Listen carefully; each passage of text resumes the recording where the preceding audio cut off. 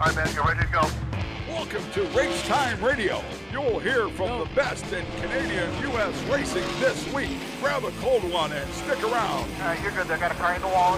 The starter tower has signaled. We're ready to roll. It's Race Time Radio, and it starts right now. Here's your host, Joe Chisholm. Everybody have a safe one. Keep her in one piece. And good evening and Happy New Year, one and all. Welcome back to Race Time Radio. We are live tonight on SiriusXM, Channel 167, Canada Talks. And man, oh man, we've got a great lineup for you here tonight in the studio. We've got a real good one, coast to coast. We're going to go right from end to end of this country. Junior, how was the holiday? Hey, it was good. Whoa, what do you say I turn your mic on? Night number one. To get kicked off here. I guess we can't complain, but it was a good holiday. Good. Great holiday. I tell you what, I think we got enough snow during, the Christmas break to not get any more. Yeah. If we could just not get more snow, maybe 2 or 3 centimeters at a time, from here to the end of the winter, that'd be great. But tell you what, the Christmas, Christmas Eve, Christmas Day, and Boxing Day, we seen our annual allotment of snow. I think. Yeah, I think we did. But you know what? It was a lot of fun. Still had a lot of fun had by all. Good getting together with the fam jam and. I won a lot in Chicken Train. You I won some. No, I won a lot. I think we played 4 games. I won 3. Yeah. So it was, I waxed the floor with you. Yeah, So well, it was good. Yeah, you did all right. I did all right. all That's right. And now, under the tree, by the looks of it, there's a lot of people that got some new race cars. There was some raffles won. Yeah. There's going to be lots of moving and shaking. Lots of people moving divisions next year. The Christmas holiday, it seems like there's a lot of deals, handshake deals made in shops, and lots of get-togethers where they have a couple beers, and lo and behold, a super stock guy goes late model, or a mini stock guy goes to super stock. There's been lots of those deals that we've heard kind of come through the grapevine. Even up into the Penny Series. So I think that there's, when we get to the other side of January, the news gates are going to open up. And I think it's going to turn a lot of people's heads of what's to come. I know we've got lots to talk about tonight, but we've had a few weeks off. This is always a tough time to get interesting stuff to talk about, but I tell you what, they did a good job. The racetracks did a good job of getting us lots to talk about. So yeah. It's good. We do. We got lots to talk about here tonight on Race Time. We're going to kick it all off with Luke Ramsay, APC Series. Got the schedule out. Got the Qwick Firestarter Superstock schedule out. We got lots to talk to Luke about here tonight. He's going to be up in just mere moments. And then, of course, we're going to get off to Canada's East Coast, and Dan MacLeod is going to join us. He is the general manager out there of the East Coast International Pro Stock Tour. They have their schedule announced over the holidays, so we got stuff to talk about with Dan the man. Then Norm Newman. He's got his modified all shined up and ready to go. He won't need it up here in Ontario for a little bit, but he is heading to Speedweeks down at New Smyrna Speedway.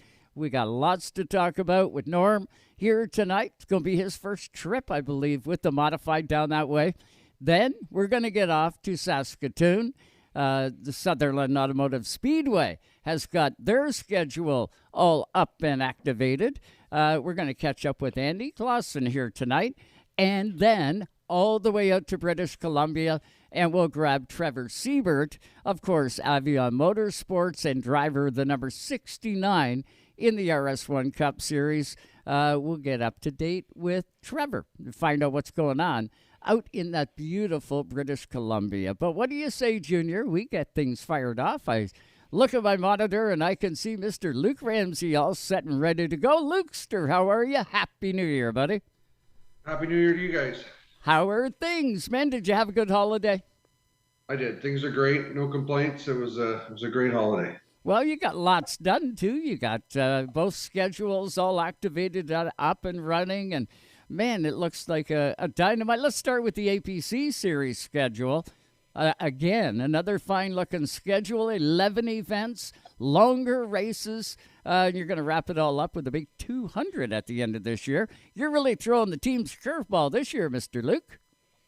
Yeah, we felt it was time we had to change things up. We've had 100-lap races throughout for the 8 years. We had a couple 75s at Jukasa. And we just felt it was time to change it up, give the fans a little more entertainment, and add a little strategy to the shows. Oh, it's going to be awesome. What a finish to last year's series. You guys had a great banquet. It looked like it was well attended. Everybody had a good time, and J.R. Fitzpatrick grabs his hardware and heads home. You got a lot of dogs going to be in the fight this year to take that trophy. I feel bad for young J.R. He's going to have loads of competition this year. Yeah, JR had a great year in 2022. He's a great champion. Lots of guys working hard to try to, get up to his level and take him on in 2023. And I think if you ask JR, he likes that. He looks forward to the challenge. And they're always close races, and it'll be a great championship battle again, I'm sure. I don't doubt it. It's going to be unreal. Luke, many changes to the rules. I know fans don't really care about the rules too much, but there's interest guaranteed. Was there many rule changes that you had to go getting ready for 2023? Very little. I think there was a couple of tweaks. There was really no changes. Anything that was changed or tweaked was the guys have known about for a year. So it was, it's kind of, let's go racing. There's not a lot to do. Yeah, and really, the car that you guys have assembled, they're second to none, man. You've gone really bumper to bumper on those cars. Really isn't much more you could change. I think we've got there's no such thing as an inexpensive race car anymore, but I think we're trying to keep the cost down the best we can and try not to change too many rules and change things and, help the teams be able to come to the racetrack. Yeah, and that's you want to see them there as many times as possible. We had a good core group of guys that did every series race last year, and we had a few guys that, participated later in the year that we'll probably see on a full-time basis. How's the registration looking at this time of the year, be it only January? How's it coming along? Well, we haven't started registration yet. We'll get that going in the next week or so, but I'm optimistic. We've had very consistent car counts. Like you say, Joe, you're dead on. We got 16 to 17 guys that run every race. And then typically, anywhere from 6 to 8 more, depending on, where we are and, what the local guys want to do that jump in. I think that's great. I mean, would I love to see 40, 50 cars? I think we all would, but unfortunately, I just don't see that happening. I think we'll be right around our 24 to 25 cars an event. And that's pretty healthy if you look around at what other tracks and series are doing. 100%. It's if it was 40 or 50 cars every night, it would be absolutely scary, wouldn't it? Oh yeah, you'd be sending guys home. Yeah. People wouldn't like that. Exactly. No, it's the core group of guys that APC has sprinkled in with the local competitors as these tracks have local home tracks series now. It's incredible when you see the guys like Connor Pritigo jump in or Steckley jump in on a part-time basis and go out and pick up a win. In the year prior, those types of things are incredible, and you want to keep those things alive, right? That's the exciting part. Luke, looking at the longer races, and I hope I'm not jumping the gun here too quickly. Have been known to do that a couple times, but just in the off season while we've been sitting around talking about the formats. I haven't seen anything, so I figured I'd bring it up on here. When it comes time for the longer races that we're going to see sprinkled throughout the year next year, will it have the same starting grid format where it has like the handicap system, or will it be more of a heads-up traditional style, or what do you have in mind for that for the longer races? Do you feel that it's needed to have the similar handicap system, or do you see it kind of going to like a heads-up traditional longer style race? Joe, it's a good question because honestly, we've got the longer, and we're talking about what we do with the brakes, and is it a 4-tire race, 6-tire race? We've never actually talked about the handicap system to start the race. So it's a good question. I never really thought about it. I like the way we start the races. I like the fact that first in points, typically starts beside second in points, third in points. They're going to go through the field together. The longer races are going to add a little bit to that. We want to, we don't really want to add tires. We think a 4-tire race at Sunset for 150 laps is going to be a real test for the drivers because that place burns up tires. Yep. But to be honest, we're still talking about it. We're trying to talk with the teams to see how they feel. But that's a good question. I don't have a great answer for right now. Hey, it's all good, man. Well, you got lots of time to get that one all figured out and put to bed. And I know there'll be lots of input. Teams will be trying to get an angle somehow, some way. And it does, right? You're darn right. 150 laps or a 200-lap race really changes the strategy of that race going in. And you know what? There probably isn't a right answer when it comes time for how they're going to qualify, set up, and race. I look at the East Coast, and this year they tried something different. Now, it was the 250. It was the Summer Clash out on the East Coast, and they said in the drivers' meeting beforehand, we're going to do some competition yellows, and we're going to do them, and we're going to lay them out at different points of the race, and they told them when. The difficult part was when they laid them out, teams weren't prepared, and man, they ended up with a ton of cautions in it. And, of course, the teams are all going to blame the Tour for coming out with a crazy, zany idea. But I got to tell you, the fans have got to be sitting back and saying, hey, good on you guys for changing it up and trying something different. But what I'm getting at, the strategy of a longer race definitely comes into play. And it's going to be cool. You never know who you're going to see at the top when you get into those big closing lap races. Yeah, it should be interesting, Joe. I mean, we've run some longer races in the past, not with the series, but before there was the series, and it always changes things up. That extra 50, 75 laps, a lot of stuff can happen. We're with Luke Ramsay. He's the president of the APC series, also heavily involved in ownership at Delaware Speedway. Another beautiful job last year, Luke. Delaware Speedway lit the lamp last year. If there was promoter of the year, I would have voted for you guys. That track was the difference between night and day. I never missed not a lap last year, and it was so handy to watch. And what a beautiful facility. Can't wait to see what you guys come out with this year. This is going to be awesome. Yeah, we're looking forward to it. And, Joey, I appreciate the kind words. There's a lot of people that work really hard there. Russ Erlin does an amazing job keeping that place looking spectacular.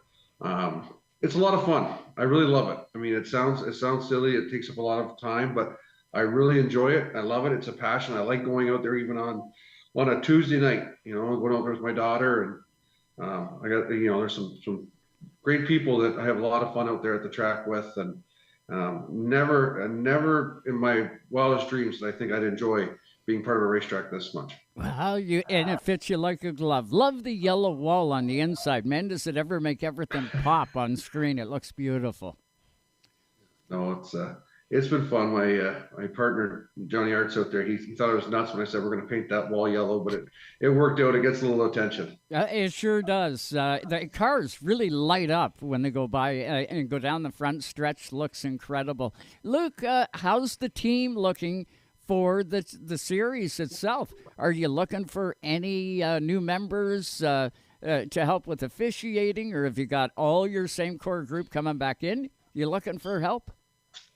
I think we got most of the group coming back, as far as I know. But we're always, what, Joe, you've been there. I mean, if anyone wanted to be a part of it, we'll always, if people are willing to work and want to help, we'll take the help, because it's a lot of work to get these things to flow. So yeah, I'm really confident the guys we got coming back as well. I think we got a great group of people that have a lot of fun and get along and get the job done. Well, and the hospitality you guys have been cranking out. Seen it at Delaware Speedway, noticed it at some of the other speedways as well. When there is a series race, there's a lot for a company to get involved with. Is all the sponsorship on all the feature events. Do you have those all tied off, or is there anything still available if a company wanted to get involved and maybe get a race? Yeah, I think there's still a couple races left. I mean, Dave Graham does a great job of doing that stuff and selling it all, and setting up the hospitalities and that.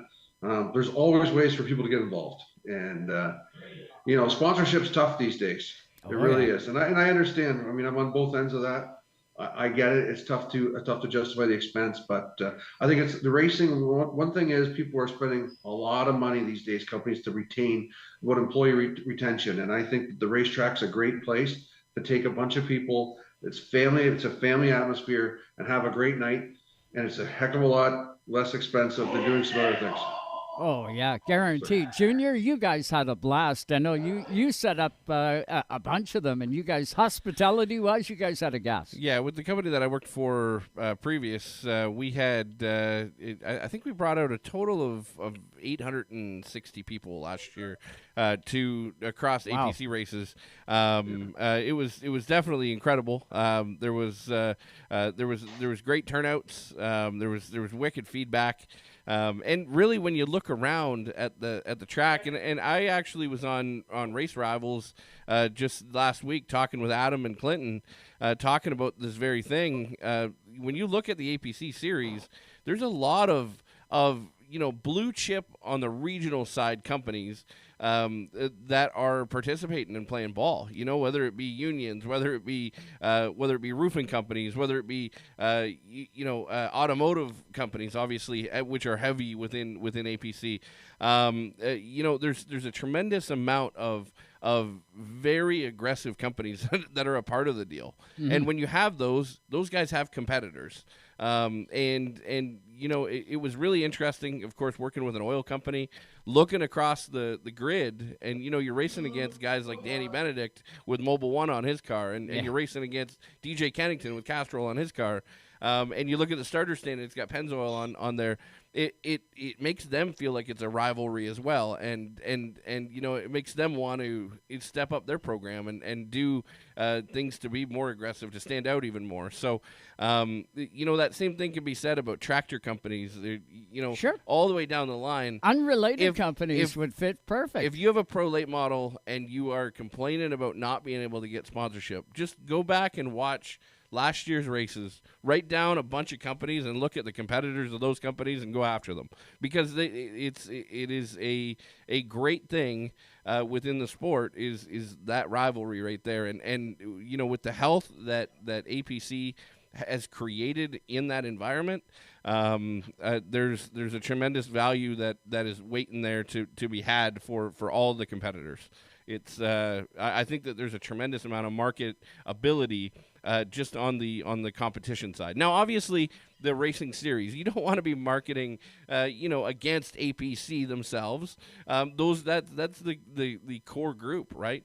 But that being said, there's a tremendous amount of cars out there that you can go after the competitors of those sponsors. Sure, and that there's a really unpicked territory, if you will, of sponsorship here in Ontario. Well, we're with Luke Ramsay. He is the president of the APC Series, the United Racing Series. And Luke, let's touch on that Qwick Fire Starter Super Stock Series. You got all wound up.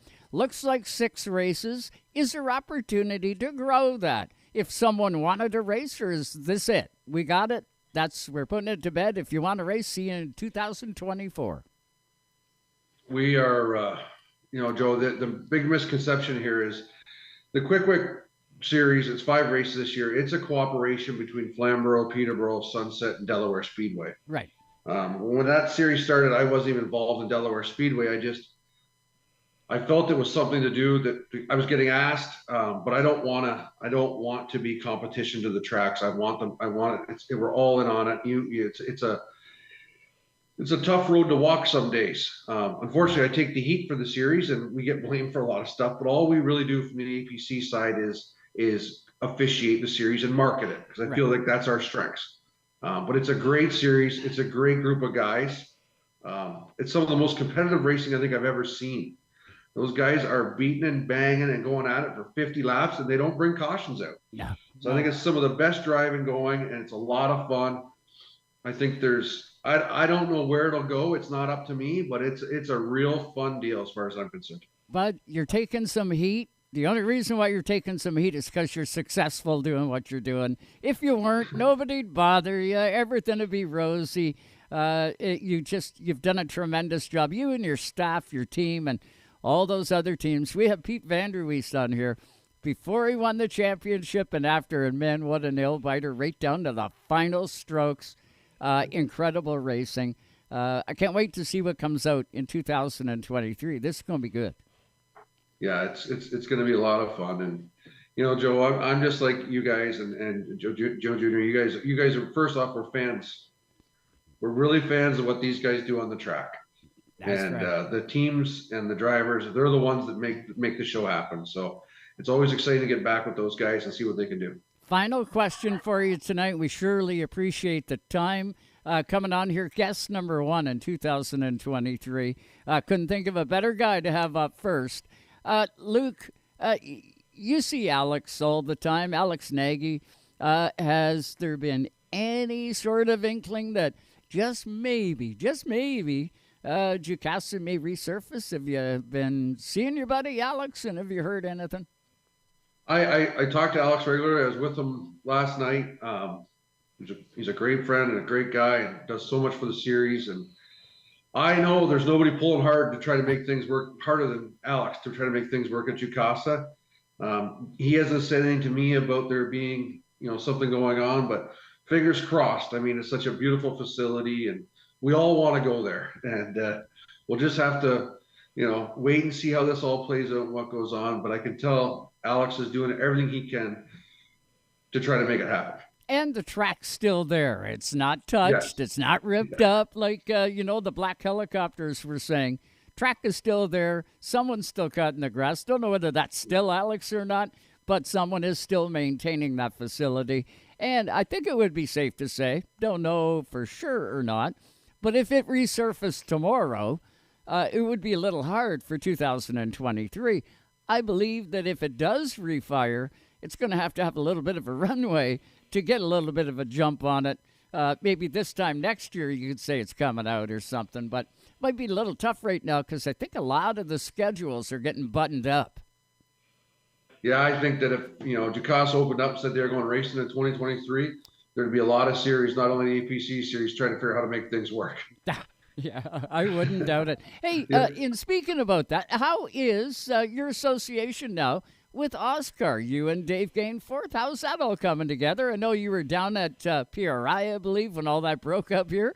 How's the relationship and how's it coming? It's going well. I mean, Dave and I have been talking for a couple of years about working together. I think they've got a great product. I think we can help market it and bring in some, help with some of the organizational side of things. But it's so far so good. It's gonna, there's always challenges, Joe, as you're well aware, but we're gonna work through it. I'm really excited about working with Dave and his team, and I think it'll be fun. Well, we look forward to previewing lots of APC drivers heading into 2023. Of course, the Superstock guys. We look forward to doing all that. And look forward to catching up with you again before we throw the green flag in the air. Sound good? That'd be great, Joe. I appreciate everything you do for the sport, you guys. You bet. That's Luke Ramsay. Thanks so much, Luke. Luke Ramsay, president of the APC series, and, of course, Delaware Speedway in there as well. We're going to take a quick break, Junior. When we come back, off we go to Canada's East Coast. We're going to grab Dan MacLeod. We'll talk to him about the East Coast International Pro Stock Tour, and the schedule is announced. We got lots still to come tonight on Race Time Radio. Don't you go anywhere. We'll be right back.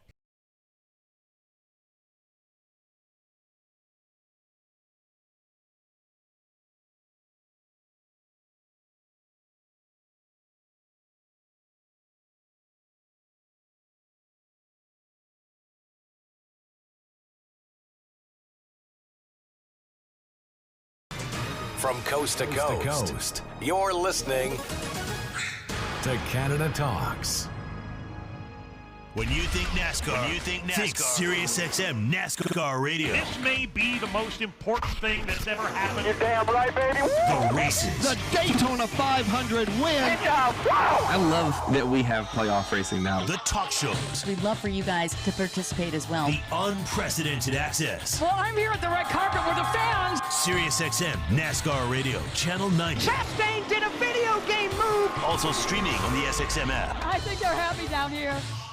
Even though Napa is a nationally known name, nearly all of our stores are built from the ground up by local owners and families. People you might call neighbors will be here, there, and everywhere. Doing what neighbors do to keep their communities moving forward. You stop by a Napa Auto Parts store, you can count on Napa know-how. Tonight's Racetime Radio is brought to you by Napa Auto Parts Stores, New Glasgow, Antigonish, and Port Hawkesbury, Nova Scotia. You can count on Napa know-how.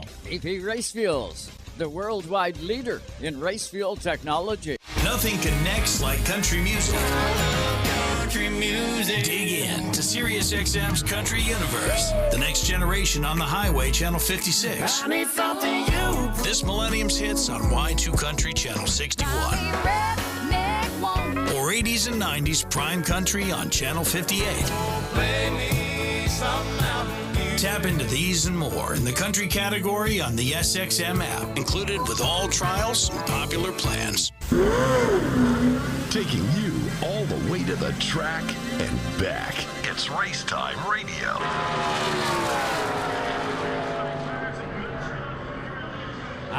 The sound of those race cars. It won't be long, everybody. It won't be long. A new Smyrna Speedway is going to be fired back up, but it's going to be a little longer than that before we get tires on track up here, but we'll have lots to talk about. We'll have you well ready for the season. Let's put it that way, and we'll have you well ready for everything that's going to take place from now until we get the green flag in the air. Hey, what do you got?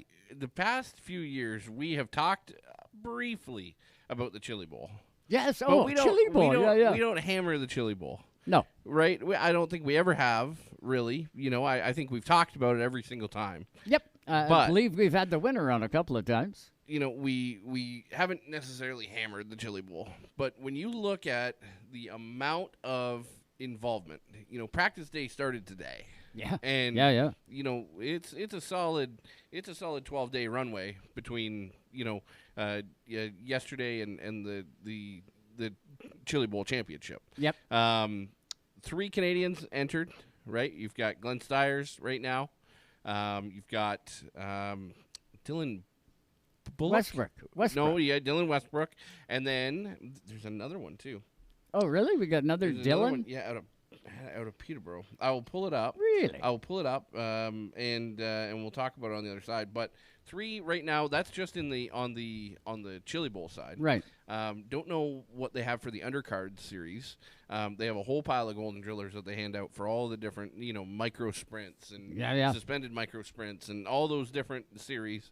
I would imagine that you're going to see, you know, quite a few different Canadians sprinkled throughout that series as well. But, you know, when it comes time for the Chili Bowl, we got 3 bullets in the chamber, and looking forward to seeing who else, you know, kind of appears with the Kyle Larson not being there and Christopher Bell not being there. Oh, it's going to open the door. It's going to open the door in a big way. Maybe the floodgate is a better way to put it.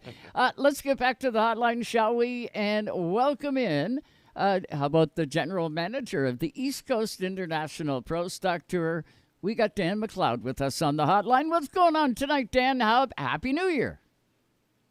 Same to you, Joe. Happy New Year. Happy New Year to you as well. How are things out on the East Coast? Did you finally get a little bit of snow out there? You guys have been cheating winter all season long so far.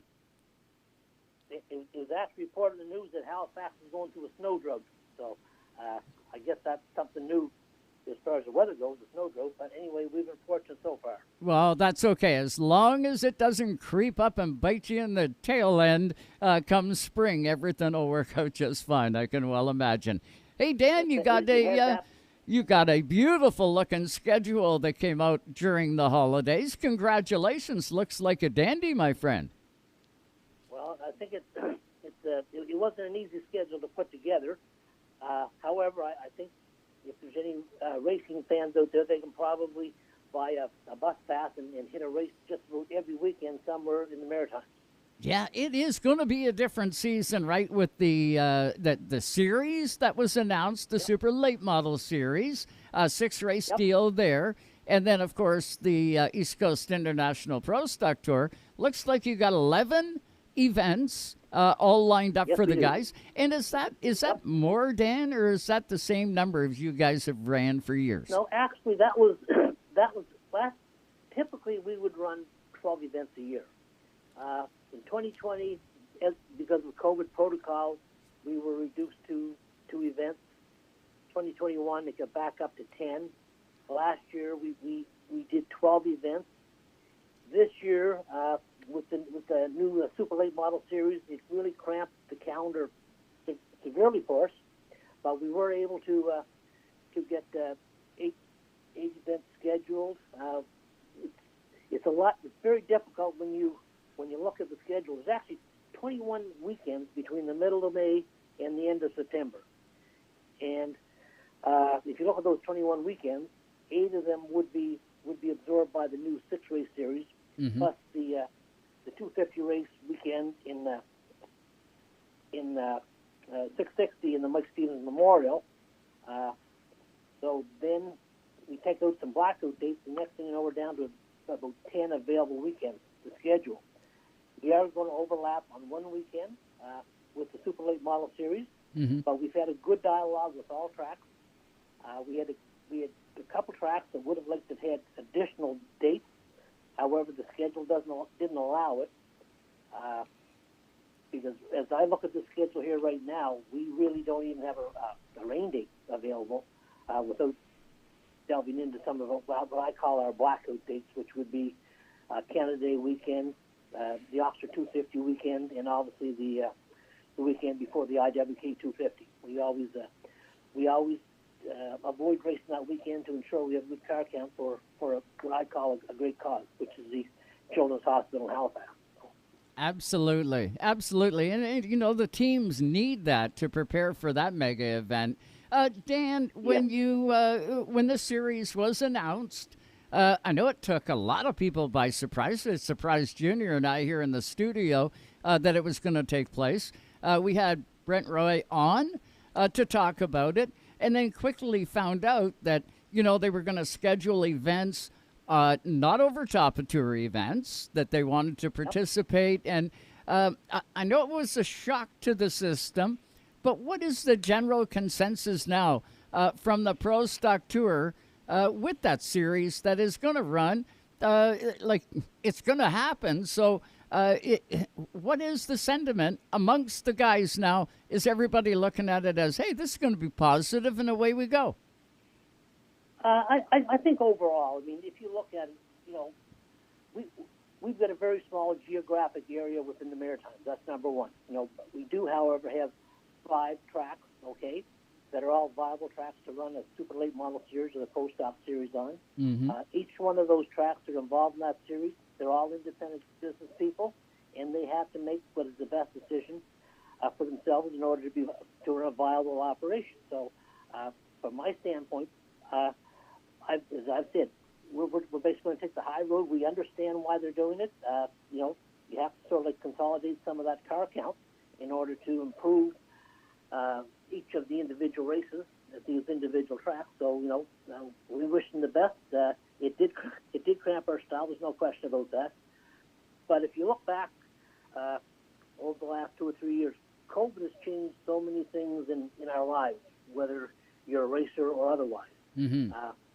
And when I think back to 2020, the COVID protocols in the province of Nova Scotia were very, very restrictive in terms of how many people you could have at the event, how many cars you could have, how many people you could have in the pits, and all that stuff. Whereas in some other jurisdictions, it was actually wide open. So that, in some respects, probably changed the water in the beans, so to speak.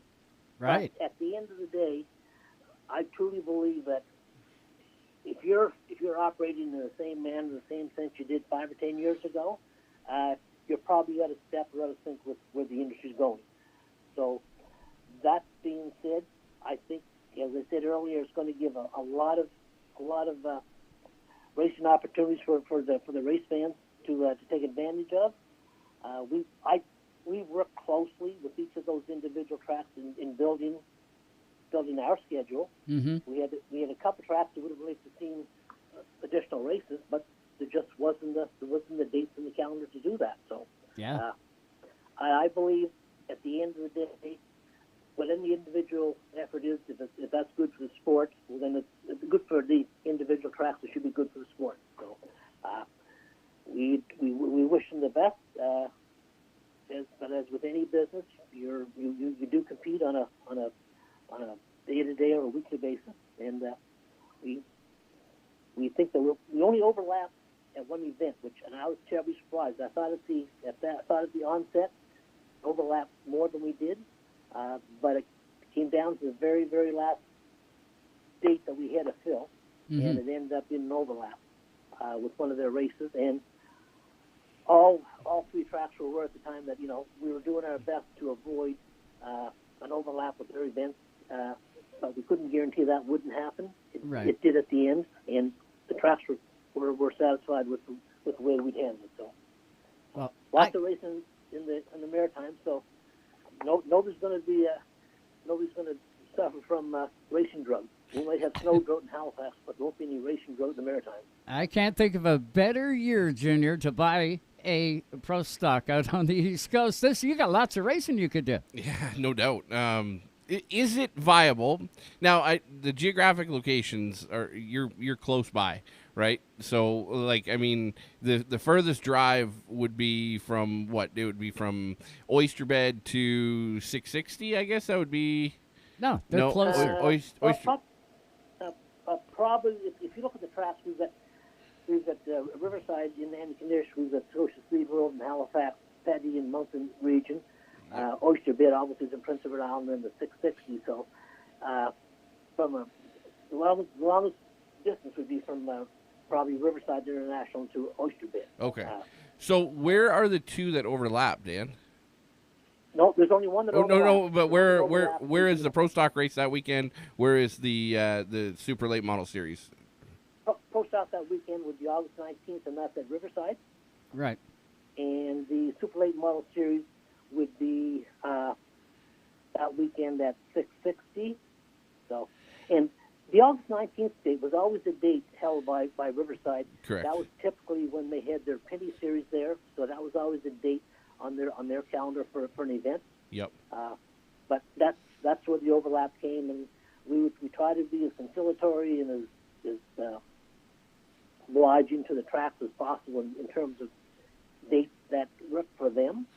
We work closely with one track trying to get a second date, but we couldn't get it to work simply because of other events outside of racing that were taking place, which would have conflicted with putting at those areas. So. Yeah, I wonder if there's a way that somebody could go after the championship in both. Yeah. Like it's not that far of a trip. Like when you look at the geographic side of things, if you had a super late model in the Super Late Model Series and you had a Super Late Model in the Pro Stock side, if you had one of each. It would be interesting to look at the start times. You look at a guy like Trayton Lapsevich. He went out there, qualified his car in the top 3 at Trois Rivières, jumped in Marvin Freiberger's plane and flew to Saubel Speedway. And ran the APC race that night. That's a heck of a lot further distance, geographically. Pin to pin, from Trois Rivières to Saubel Beach. But you remember the good old days where Junior Hanley would race at Cayuga and then race at Saubel Speedway or race at Flamborough Speedway that night. And he would jump on a little prop burner and make it. But it would be really interesting. I think of a team like King Racing. Like a team like that, those guys could make a number. It would be national news. Make no doubt, they will be somebody that tries to double dip. Dan, cool. How are the rules all shaping up? Are they all done now for the Pro Stock Tour? Pretty much so. Most of our major rule changes we had made, as a result of our meeting back in November, and those have been communicated to the teams, we're having an independent review done of the rules regarding our engine packages, because that's an area that just seems to keep evolving and evolving. We want to make sure we don't put ourselves on an island here, and that we're inclusive with all the different jurisdictions and the engines that they allow. There are a few other smaller things that will be announced, but those aren't barn burners, and those aren't things that are going to impact the teams at this stage. One thing I will mention on our for this year, it'll be 11 race. It'll be 11 race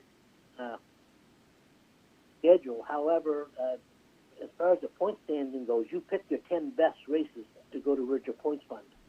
So that probably will make it a little bit easier, a little bit better for somebody that may want to run the super late model series, or somebody that, for example, that may have a good, they may have a daughter to be married on that weekend. Right. They don't want to miss it, but if they do miss it, they can count it sort of because they're mulligan. I love it. So yeah, I love something else that we put in to try to, a lot of racers only want to race. First of all, a lot of the racers want to race less races. Okay. A lot of them hoped that maybe it was going to be a 10-race series. We thought about it, but we also have contractual obligations with our tour sponsor as well. So, much easier said than done. We're very, very fortunate to have East Coast International as a tour sponsor. We couldn't ask for anybody better to work than Dave Lockhart and his crew. So we want to make sure that we do right with them as well. They came on board. They were on board with us through those COVID years, and they continued on with us. So we want to make sure that we do is right for everyone. We have increased our purse substantially, and I don't have the numbers in front of me, but we're going to, between our purse for the 11 race series and our points fund, we're probably going to be in that $400,000 range in terms of dollars out to racers this year. Well, you guys have always lit the lamp that way, Dan, and it's just tremendous. I know we've got so much more we're going to be talking about through the off season. But this did a really good job of setting the stage and getting things all fired up. It's with races, are all the races sponsored out? Or if there's companies out there that want to get involved, can they do that, Dan? Absolutely. We have a number of race sponsors that come back year after year. So if I were to say to you right now, how many would those be? I'm going to say that there's probably at least 2/3 to 3/4 that are probably already in the position to commit for the rest of the year. The other ones, I believe we can pick up quite easily. I won't say quite easily, but it's a matter of making sure that the product that we put on to the race fans and all stakeholders is as good as what it can get. And if we can do that, well, then the sponsorship follows. Yeah, absolutely. Dan, it's going to be incredible. Nice job on the schedule. Welcome back, 660 Speedway, to the lineup in there. Petty, of course, the Island, going to be out at Oyster Bed Speedway, Riverside International Speedway, and everything's going to get kicked off in May at Scotia Speed World. Dan, this has been great. Thanks for dedicating some time for us tonight. I know you're on the road and you're traveling, but we look forward to catching up with you again before we get that green flag in the air, bud.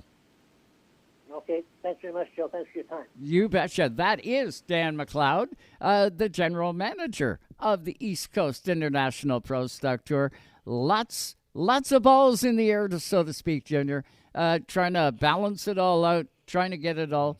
But, when you do a plus-minus, you would say, quite a few races. Maybe that's on the negative side. But on the other side, going to create more cars, going to create more exposure. It is a plus-minus sort of thing. And I believe out there, everything is so healthy that I believe everybody's going to be successful and it's going to grow. I think there's going to be a couple races in there that aren't, like whether it be pro stock races or whether it be super late model races. I think that there will be a couple surprise races in there that might not have the car count that you'd hope, Yeah. Simply because of the distance. But then again, I think there'll be a couple of races in there that get more cars than you thought you might. You know. Yep. So when you get that diversification, it allows them to pick and choose a little bit.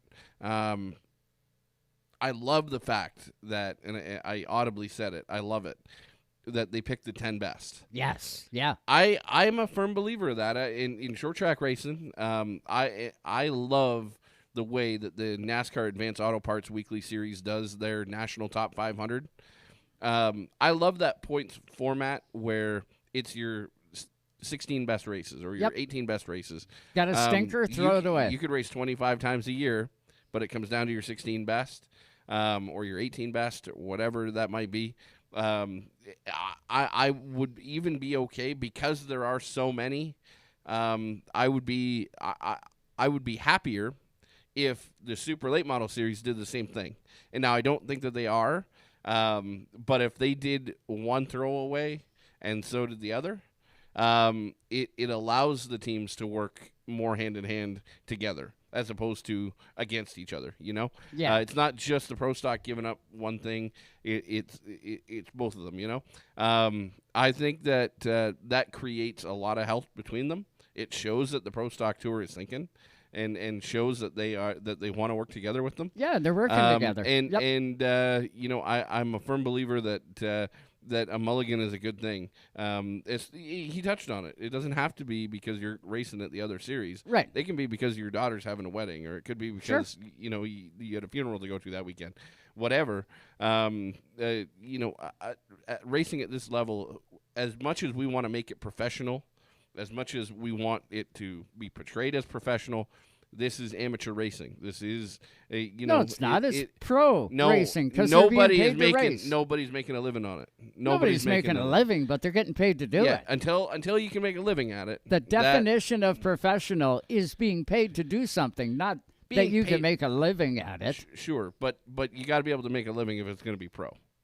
No, if it's no, it is. Yeah, it's amateur. I got to hit this break. Hey. I have to hit it, and then Norm Newman going to join us on the other side of the break. We'll ask Normie if it's pro. If you need a full-time job, it's not pro. You need a full-time job to do this gig. Well, it just depends. What's your lifestyle? What's your lifestyle? No, how much you put it doesn't depend on that. Sure it doesn't depend on that. Sure it does. No. Okay, hit a break. We'll be back. Stay with us.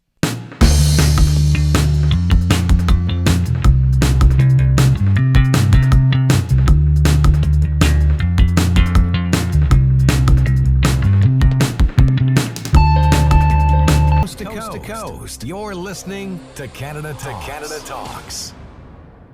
It's time to get back to the racetracks. For over 30 years, Qwick fire starters have fueled the sport on and off the track, making lighting your campfire as easy as 1, 2, 3. There's no need for kindling or paper. Just pop your Qwick fire starter in the pit, add your wood, and presto, you're a pro. Qwick fire starters. No harmful chemicals, and guaranteed to light your fire every time. Qwick fire starters, the world's best fire starter. Rev TV, your motorsports and automotive destination. Watch live races from around the world and right here at home, from 2 wheels to 4 and so much more. Rev TV is your source for motorsports. Rev TV features exclusive race series, up-to-date news coverage, documentaries, how-to programs, and adrenaline-filled lifestyle programs 24/7. Go green with Rev TV. Contact your TV provider to order. Tonight's Race Time Radio is fueled by APX Racefuels, the worldwide leader in race fuel technology. If you're a Springsteen fan, you just found the promised land. Hear rare interviews and performances. Live concerts. Is there anybody alive out there? Celebrity guest DJs. This is Rob Lowe. Hey, babies, little Steven here. And more exclusives when listening to Bruce Springsteen's channel. Welcome, Bruce Springsteen, to E Street Radio, your home away from home. Great to be here. E Street Radio, SiriusXM Channel 20. Explore the musical world of an American rock and roll troubadour on his very own channel. Tom Petty Radio. All of Tom's music, influences, collaborations. This is Tom Petty here on The Buried Treasure Show. Heartbreakers hosted shows. Check out my show, The Breakdown with Mike Campbell. And more. It's Tom Petty Radio. channel 31. It's all right. And in the SXM app, included with all trials and popular plans. Did you know you can get home and away feeds for every NFL, NBA, and NHL game on your phone? I can't believe it! Every game, all season. It's all on the SXM app. Sports the way they're meant to be heard, with your hometown announcers just a tap away. Search for your team, then tap the star on the corner of the screen and save it as your favorite. It is gone! An incredible finish! And if you love college sports, when the game is on, just search for your school. It's always a home game when you listen to sports on the SXM app. Free for most subscribers. Taking you all the way to the track and back. It's Race Time Radio. Welcome back, everybody, to Race Time Radio. So glad you could tune in tonight. It's our first show back for 2023. It's our 17th season of Race Time Radio, and none of it would have been possible without you, the listener, the viewers. And we're sure appreciative of that. We've got a great season coming at you all the way through. And our next guest, is definitely shined up and ready to go. I can see his car in the background, and so could you. Join us on our on our YouTube channel at RaceTimeRadioTV, and you'll be able to watch the show as well. Let's welcome in that guest, shall we? Norm Newman, driver of the number 11 in the modified division. You're getting ready to go for New Smyrna Speedway. Happy New Year, Norm. How you doing? Hey, Joe. Thanks. Happy New Year to you, too. Man, what a beautiful-looking race car you got behind you once again. Is it all tuned, ready to go, or you still got a little more to do? We got a little bit more work to do, waiting on a few parts from Robert Yates for the engine, and yeah, we're getting real close. Now, New Smyrna Speedway in the World Series of Asphalt Stock Car Racing is a staple in short track racing. Have you been down there? You probably have seen it. Have you been down to race in it, Norm? Never raced, no. Spent a lot of years going down as a kid and then watching races there for years and years and years. So pretty excited to actually get on the pavement this year and try it out.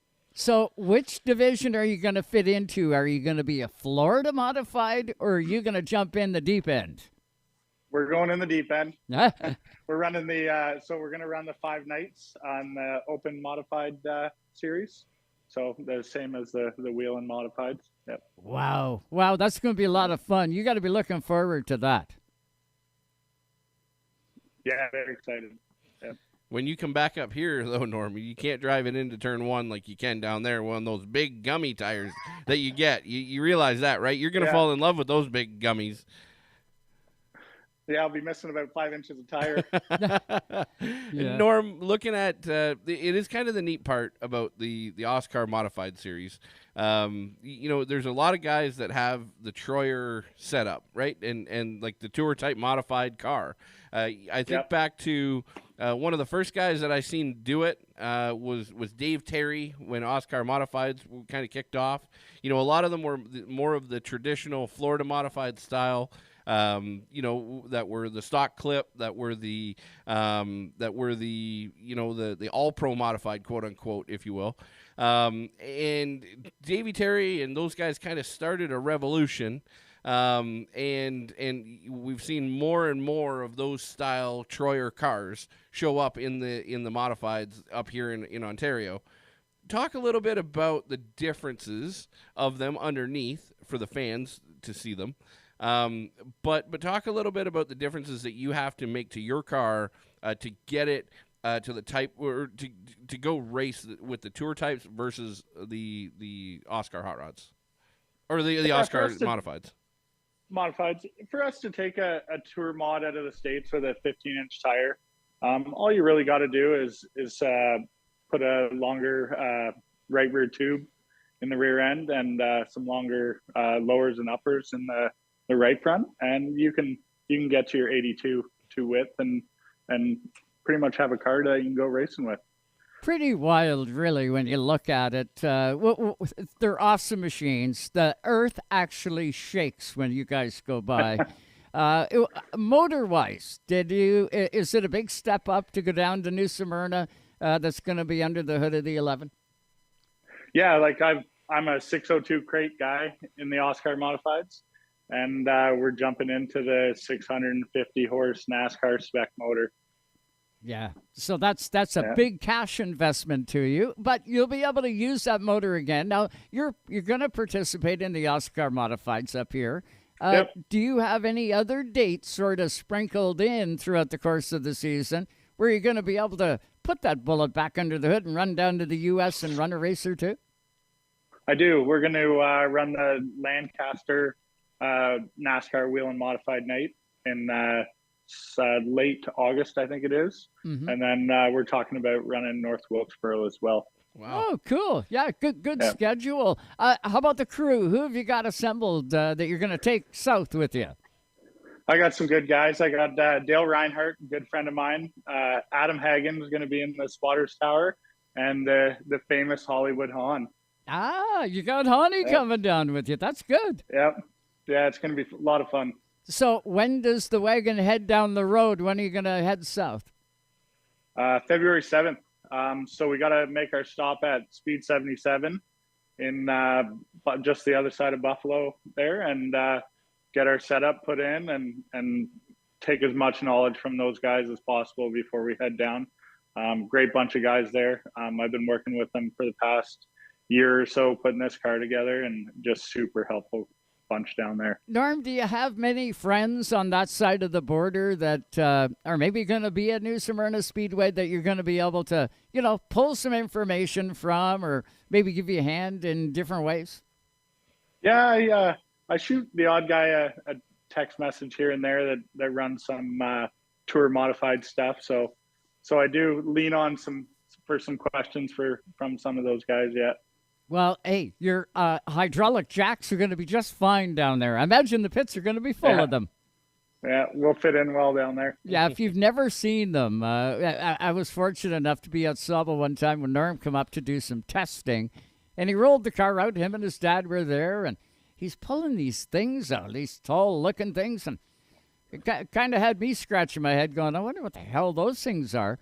Puts one in the front, one in the back, and then Dad, grab the ear lines. Yeah, grabs the ear line, pushes it. The car's in the air.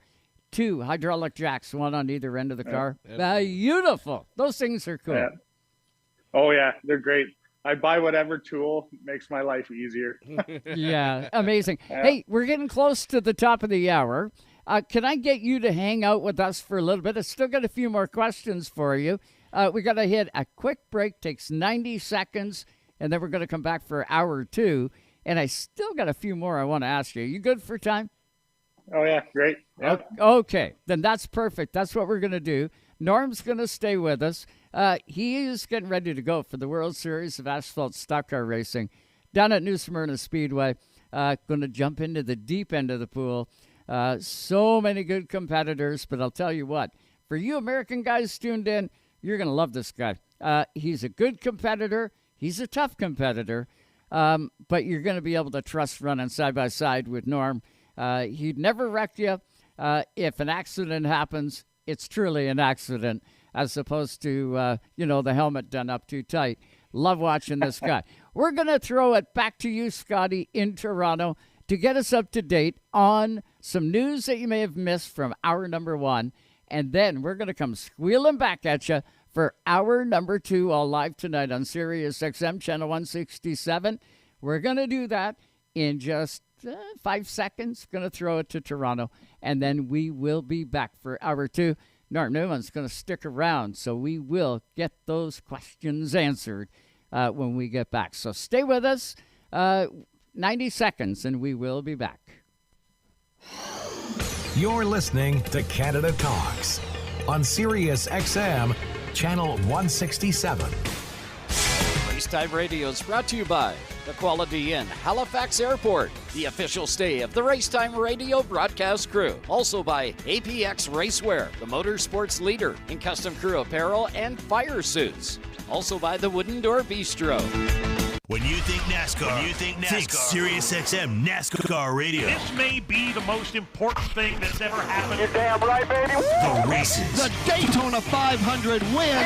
I love that we have playoff racing now. The talk shows. We'd love for you guys to participate as well. The unprecedented access. Well, I'm here at the red carpet with the fans. SiriusXM NASCAR Radio, Channel 90. Chastain did a video game move. Also streaming on the SXM app. I think they're happy down here.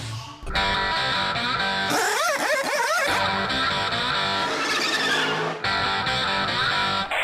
back with hour number 2 of Race Time Radio. With the two Joes here on Race Time Radio on SiriusXM 167, where Canada talks. And just like that, hour 2 begins all live tonight on SiriusXM Channel 167, Canada Talks. You can also get us on RaceTimeRadio.com, on our YouTube channel, RaceTimeRadioTV, and to all the listeners that tune in every week, multiple times, on the Performance Motorsport Network.com. Happy New Year to you, and we have got a great one coming at you all season long. We're back on the air and ready to go. Norm Newman joins us right now. Modified driver, the number 11 from up here in Ontario. He is going to be on his way to New Smyrna Speedway, and he's going to jump into the deep end. He's not going to be a Florida modified. He is going to go for those NASCAR Tour Type modifieds. And Norm, the black car looks amazing. Who have you got sponsoring you to go down south? The same guys that sponsor you up here?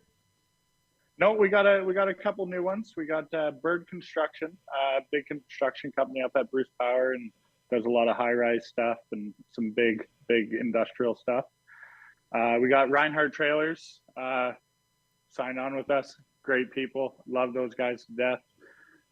Family Funland, as always. My dad, he's the backbone of this whole deal, so it's great to have him involved. And yeah, we're ready. Well, we got D3 off-road as well. Good guy just around the corner. Good fabricator. Helps me out a lot. Perfect. When the snow all goes, you can go-kart racing in Kincardine, right at Norm's dad's spot. He's been there forever. And great go-kart track if you want to go out and rip around a track. I spoke with him that day at Sobel, and I said, how fast do those carts go? And he says, as fast as we're legally able to put them up. I guess the TSA governs them, right? But I know your dad's got all of them right to the line. So there's not one cart better than the other. That's right. Yeah. 45 kilometers. That's my dad's rule. 45 kilometers or miles an hour? 28 miles an hour, 45K. Gotcha. Cool. Gotcha. Norm, looking at the schedule as well, you did touch on that you normally run a 602 up here. Yep. You are taking down, of course, the big iron, and you're going to jump in with the Whelen Tour Type. The past couple of years they've had a E-mod, or not an E-mod, a 604 Tour Type mod class come down from the New England, New Hampshire, Connecticut territory. They bring a 604 class or a 602 class, I believe. That run down there for a handful of nights, and they're all officiated by themselves. Is that something that you'll have kind of a spare in the trailer if with your 602 if things go sour on the big motor side, or is that even in the scope? No, it's not in the plan. Okay. We're going full jump in the pond there and getting after it. So cool. That 602 class down there though, it's growing big. It has 602 crates. Very similar to real package that we run up here, but yeah, it's growing fast. Yeah, down there. The past couple of years, they've been one of the only divisions that have a full field, right? Lots and lots. There was a couple nights there where they had like 30 cars show up. It was definitely incredible. Norm, speed wise, when you look at when you talk to guys that have never been to New Smyrna. The first thing that they say is, man, this place is fast, right? When they get out of the car. Have you talked to many guys about the speed but what to expect as a driver from guys that have been, running down there, or like obviously you've been there, you've seen it, but it's easy to look at it from the outside. It's a whole different ball game when you jump in. Have you talked to many guys about what to expect when you get there? Yeah, Brian McDonald, he gave me some good advice. He said it's kind of like Delaware, but lots of banking, lots of high speed. That car's going to be slamming right down to the ground. Just be ready for it. Coming at a 4, you can really hook the bottom and get going. So I've been playing a ton of iRacing on the track, so just trying to get my bearings on it and be somewhat prepared. So hopefully we're in good shape. Yeah, and you will be, Norm. I can guarantee it. You've got laps on at Ucasa, and that's 5/8 of a mile. So I know New Smyrna's got the banking. It's going to hold you in, which is going to allow you to go even quicker. But I know you, and you love speed, so I don't think you'll be intimidated at all. It's going to become a couple pinch me moments when you look over and Ronnie Silk is there. Oh, for sure. And you've got, there's so many good teams, but you're going to fit right in. What is success going to be for you on the other side? To run mid-pack, to be competitive. That's about it. If I'm competitive and we're not getting lapped, then I'm going to be happy. It'll be to get our feet wet and earn some respect from those guys as well. I don't want to go out there and try to charge to the front, bang my way up there and not have the respect of those guys. They're going to love you. I know you are. I know they will. I've watched you race for a lot of years up here, and you are definitely one. If I had a helmet on, I'd love to race against you because I know I wouldn't have to worry about getting stuffed. And if something happened, it would genuinely be one of those accidents, Junior. Yeah. One of the things that, and I've told a lot of people this, and I think I've even talked about this on the air probably 4 or 5 years ago, to a handful of competitors that were going to be going down there. But I remember showing up there with Andrew Grizel, and we thought we had the cat by the tail. We had the best motor package. We had the best motor. We had the best everything. And we showed up there, and we knew that we were rolling in with the premier package, and you know that when you show up there, you're like, man, this is going to be fun. Yep. And we're going to be competitive. We know we are. We've got every phone number from here to Timbuktu we can call, and all those great things. And we showed up there, we unloaded, it was practice day, and we went out there, and they dropped the green flag, and we came in, and they bring around a speed chart, right? And they give you, like, your speed chart for your division. Yep. And we were 28th out of 32 cars. And Gressel's like, man, the car is glued to the racetrack. It is stuck. He goes, I have no idea how I can get any more speed out of it. And we went out there for the second session. We were 26th out of 31 cars, I think, because we lost one in the other one. And he's like, man, I got nothing left. He's like, the car's not loose. It's not tight. It's perfect. The car is perfect. It's slow. And it's just slow. But it's slow. And I said, Gressel, let's go down and talk to a guy that knows this place, like David Rogers. He's right across the pits from us. I said, let's go talk to him. And Gressel walked over there, and he does not want to talk to a driver about how to drive a damn race car. A racer does not want to talk to a racer about how to drive a race car. And I said, David, you've been here a ton. I said, can you give this guy any pointers? And he goes, well, what's the car doing? And Gressel says, it's not doing anything. It's Nothing. Perfect. It's the car fun. is glued. He goes, well, drive it in there until it does something and then adjust to it and then drive it in there harder next time. And he goes, really? Yep. That's the stupidest information that you've ever taken in as a race car. But to have a guy like that say that, you know that you got to attack the corner at that track. And sure enough, Gressel, the next practice session, he drove it in there until he seen God, and the thing got loose. And he came in, he's like, okay, the car's loose. So we started making adjustments, and by the end of that practice session, Gressel attributed it directly to David Rogers saying that. Yep. But we were like third Qwick. But he said that he had to take that car and push it to its bare limit in order to get it. Yeah. And he said it was really interesting just to see how different that racetrack is than everything that we race on up here. Because if you do that at Sunset, you're going to be garbage. If you drive into the corner that hard, you're going to be junk. If you do that at Delaware, you're going to be junk. But that place there, it can take it. So well, you can go fast, but can you race it like that? Exactly. Yeah. How about you, Norm? What's the thoughts heading in there? What do you think you're going to be in for? Just like Joe Jr. said there, like keep dumping her in further and further until it doesn't work anymore, and then go back to the drawing board. Yeah, keep working on it. I know you guys will get it. You got a great crew. February 7th can't come soon enough. I can just about guarantee it. Social media-wise, how do people up on this side of the border, anywhere for that fact, stay up with you while you're at New Smyrna Speedway? You're going to keep the channels all open, keep everybody up to date? Yep, you can check out Newman Motorsports on Instagram or myself, Norman Newman, on Facebook, and we'll be keeping everybody up to date on what's going on, maybe even the after-hours stuff too. And they can keep it tuned to Race Time Radio. Normie, we'll be on you while you're down there to try and get you on the show and get some reports from you while you're down there. Perfect. Sounds good, buddy. You be safe, have safe travels, and I know we'll be keeping our eyes glued on you, buddy. Thanks so much for the time tonight. Yeah, thank you guys as well. This was great. Norm Newman, number 11, on his way to New Smyrna Speedway and the World Series of Asphalt Stock Car Racing. Crazy stuff. Can't wait to see how Normie makes out down there.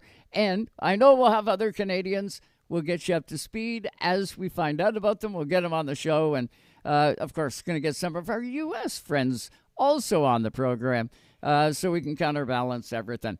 I'm going to hit a quick break. When we come back, off to Saskatoon we go. We've got Andy going to come up on the other side of the break. Stay with us.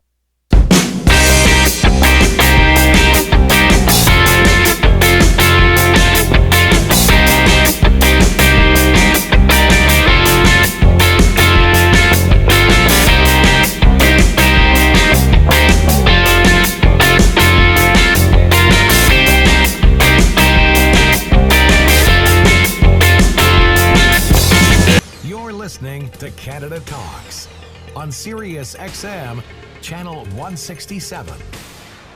Did you know you could get home and away feeds for every NFL, NBA, and NHL game on your phone? I can't believe it! Every game, all season. It's all on the SXM app. Sports the way they're meant to be heard, with your hometown announcers just a tap away.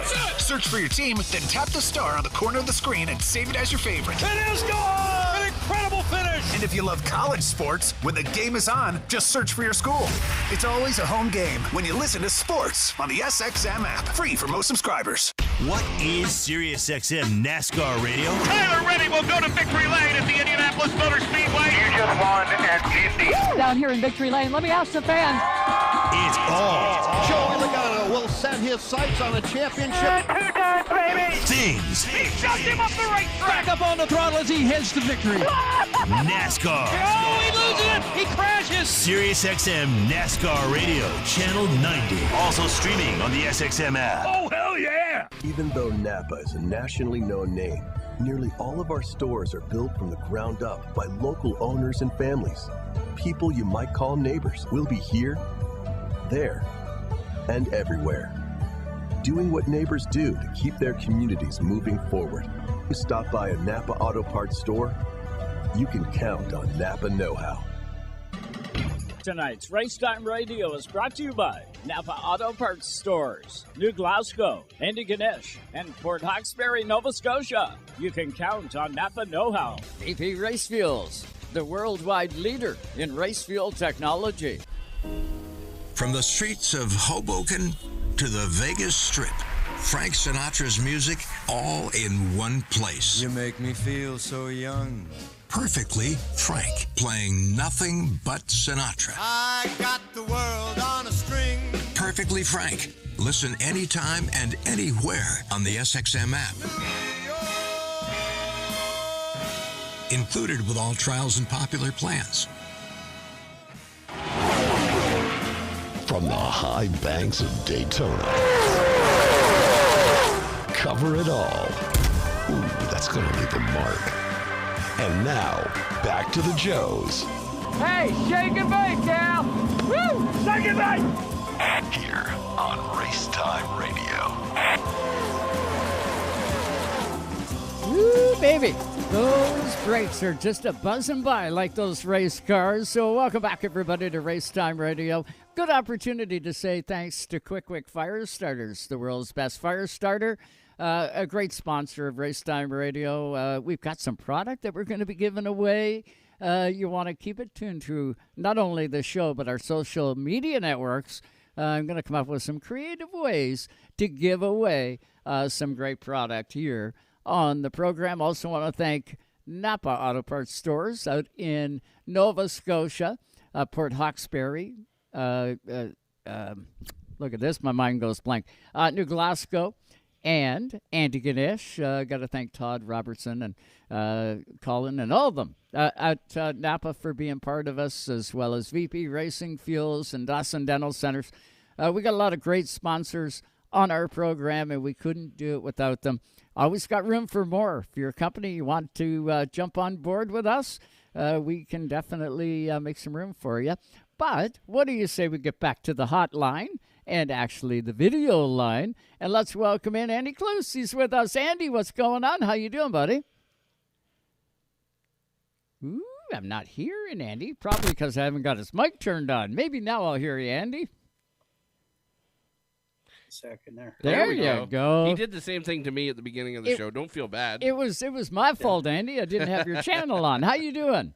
Hey, good. How are you guys? Good, Happy New good. Year. Happy New Year to you, too. How'd the holidays go for you? Good? Good, yeah, really good. Yeah, had some time off there, enjoyed some time with the friends and the family, and now it's time to get back on the schedule, some race meets, and get going here on the race schedule. Ooh, yeah, absolutely. Is the schedule up and out, Andy, or have you guys got that done yet, or is it still work in progress? No, schedule's been released. Still waiting on some dates. It is on our website, SutherlandAutomotiveSpeedway.ca, and also on our Facebook and Instagram pages. Gotta love it. I thought I seen it. Yeah, just got released about a week ago there, 1st of January there. If you don't mind there, I'd like to go through a few things, a few dates. Absolutely. We got cooking for 2023.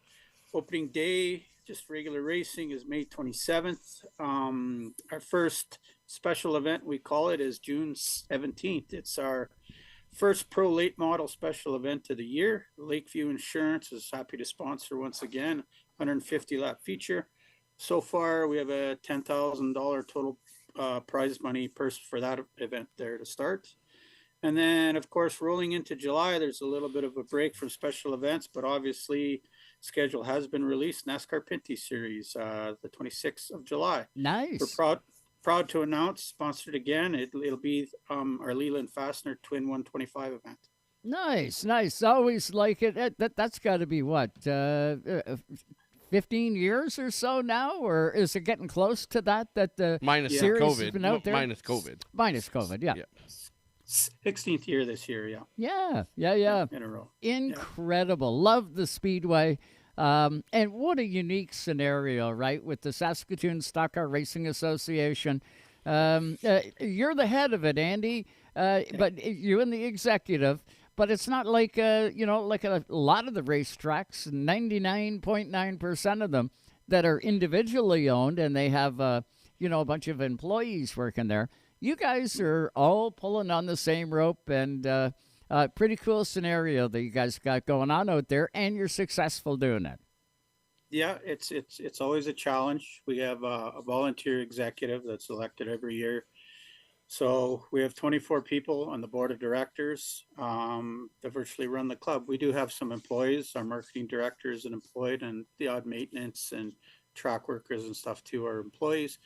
But we seem to get along. It's a little bit of a challenge where we all got our day-to-day regular jobs and family obligations, but it seems to come together, and it's been operating like this for 61 years now. So, isn't that? That's amazing. How's Al Baki doing? I haven't heard or seen him. I was hoping to see him last year when I was out at Saskatoon at Sutherland Automotive Speedway, but I missed him. He wasn't there that particular day. How's Al doing? Al's doing really good there. We actually honored him there on our event with the Bridge City 200 there. We had our membership appreciation day. So we had over 300 past and present members at the track, and amongst the attendance of over 2,000 people. And we actually honored Al with his lifetime achievement. We honored our main grandstands, their Al Bucky grandstands. So he didn't have any idea what was happening. We thought we were just getting him to come out in his old truck, antique truck there, and speak to the fans and give us a little history lesson because it was member night. So he was pretty astonished and really surprised what we did for him. And Al still makes it to every race and contributes and sells 50-50 tickets and just keeps on going, still drives his motorcycle to the track. I think Al's got to be, he's around the 85 years old now, I think. Yeah, but a young 85. Young 85, yeah. Yeah, amazing. Carry on with the schedule. I know we haven't hit the Bridge City 200 yet, and that is on the schedule. Yeah, that's next. So after the NASCAR Pinty's event, August the 12th, Bridge City 200, second annual. We're working on a title sponsor. We should have something to announce there, hopefully middle of next month. But still, it's total prize money, $35,000 in total prize money, $10,000 to win. We're confident that we'll have a couple more sponsors jump on board, and we hope to increase that to maybe a $15,000 or $20,000 to win with the $50,000 points fund. Baby. Now you're going to be getting guys coming across the country from the west, from the east, all jumping into that Bridge City 200. That's a cool event. I know last year was the first year for it, but man, oh man, you guys are getting known for it out that way. Yeah, I think we even might have some cars stateside coming north from what we hear. We've had a lot of guys contact us at the end of November, wishing and wanting to know our schedule and a registration form and our entry fees and all that. And we've established that. That just got released this last week on our websites and stuff. And really looking forward to it. And I think the increase with the prize purse and just the word of mouth of the event that we held last year in 2022 got out. And there's a lot of guys that contacted us that be prepared. We're coming next year. So looking forward to it. Yeah, and big events like that always take time to build. You know, they're historic, they're big events, and they take time to build. I know when I look at the Western Rattler 300, the first stop at Penticton Speedway last year, great car count. Had some guys from your place. I know Matt Shirley was there. We had some other competitors from Saskatchewan, Alberta. And I know that net is going to get cast wider. As soon as that event is announced, things are going to look pretty damn good for guys making their schedules up to go out west this year. That'd be cool. Yeah, it's interesting there. We caught wind. We got some hot shoes returning to late models there. I wouldn't be surprised if you see Tyler Eamon back in a car. Really? Yeah, that'd be cool. How about Glenn Hertzke? No, I think Glenn's more or less on the fan side now for good. But you'll probably see some new teams to late models too. Chantal Kalika has purchased a late model. Oh, really? So, yeah, you're going to see her out there. There she got rid of her Sportsman, so she'll be running the Pinty series, whatever schedule's released for her for that, but she'll be joining us in our Bridge City 200 and probably some local late model events. You gotta love it. And Trent Seidel, Trent Seidel, you gotta know that he is going to be at it. He's another one of those tough competitors when you get out to Saskatoon. Going to be off the hook. RS1 Cup Series making its return. Yeah, we tentatively had them scheduled in for June the 24th. We're just working on some our contract there with Al Liebert and the bunch, and that should be coming forward too in the next week or a couple weeks or two. Nice. It looks so spectacular at the Speedway, seeing all those RS1 Cup cars all lined up all the way down the front. Such a unique package that they've got for Avion Motorsports. When the word gets out on this baby, look out. Yeah, it was really exciting to watch there, and it was their inaugural event last year with us in 2022, so definitely lots to build on with that event. Lots of excitement out of the RS1 camp, too, coming for 2023 with their schedule and their anticipation of where they're racing this summer. Perfect. So you guys go all the way through to like the end of September, correct? And then you wrap her up? Yeah, where our last date is actually the 24th September. That's our year-end enduro. We still have a couple events in between that, though, after our Bridge City 200. We have our annual Street Stock Invitational, the A&W Martinsville 100. So the last couple of years, we've joined forces there with Medicine Hat Speedway, Hythe Motor Speedway, and Kickspark Speedway in Regina, where it alternates of a 3-race event at all tracks. And we have the points final on the 9th of September. Last year, we drew in 29 street stocks that started our A main feature. Wow. So there's also a $10,000 day money for that. And you're racing for pretty close to the same amount of prize money at the other two events in Regina and Medicine Hat. And then an overall points finishing. If you competed in all 3 provincial border challenge races, you're running for about another $6,000. Wow. So there's more to be announced on that coming, and I think the total 3 race series, along with the day money and the points money, we could touch close to $50,000 for a street stock series. Incredible, Junior, incredible. To see, to hear the numbers and to see the participation, it's incredible. It is for sure, and you know, the thing that I find the most unique about Saskatoon and about the racetrack itself, you know. And this is not a knock by any stretch. This happens wherever there is a big city center. When we were there, when we are there with the NASCAR Pinty Series, I was always astounded, and I always have been astounded, that the people didn't know where the track was. You know, people would come into the parking lot of the Sandman or, you know, whatever hotel we're at, and they would say, "What are you guys doing here? Like, what is happening?" Yeah. And we're racing at Sutherland Motor Speedway. Well, where's that? Well, it's 10 minutes up the road. Like, how do you not know? Like, you're from here? Like it's right up the road. But it's because it's a major city center, right? It's I mean, if you could market to every single person, I know it's your goal, and I know that's what you want to do. But it's always astounding to me when you go out there, how many people don't know that it's there, you know, at the time. Sure. And you know, it's very similar to me. And very similar feeling to the Texas Motor Speedway. You know, it's right outside of a major city center, and you know, you show up at the hotel, and it's not welcome race fans. It's just a normal day for the hotel staff. Right. And you know, they don't know that NASCAR's coming to town, you know, at that point. So, but the thing about Saskatoon and how you guys run it and how you guys have grown that facility, every time I've been there, it looks different. There's new stuff happening. There's new signage. There's, you know, new areas behind the grandstands. The parking is better.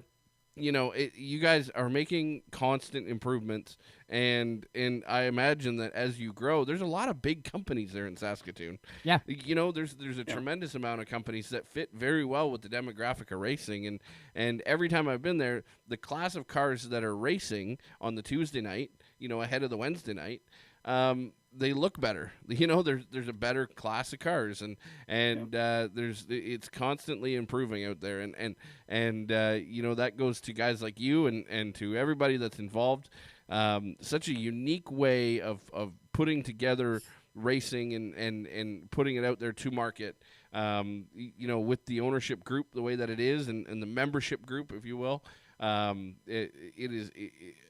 You know, it far exceeds what a single promoter can do, and hats off to you guys for doing it and keeping it going the way that it is. Yeah, it is. Yeah, it's a huge undertaking and a huge challenge. We have a lot of competition here, and it's a large city of 300,000 people, but it's a very challenging market. We're in competition with the basketball league.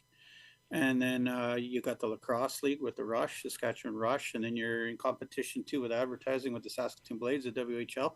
And then every weekend, starting in May, other than racing, there's something. There's a jazz festival, folk fest, Taste of Saskatchewan. There's always some kind of festival and competition. But yeah, just as you said at the start there, it gets to be frustrating. Like, we do a lot of displays, and yeah, the people that come up, there's a Speedway. What are these cars? Yeah. But that's our challenge, and that's what keeps us motivated there to promote racing here. How is Richard doing? Did Richard have a good holiday? Yeah, I haven't seen him since Christmas, but Richard actually took a leave from the executive duties, and he let his name stand, and he got reelected. So he's all part of the group, and he's always behind the scenes. You know, he's the mastermind behind the schedule and the race day activities and the timing, and being the computer entrepreneur that he is there, he keeps our tech line rolling here with stuff, and always behind the scenes. So heavily involved again.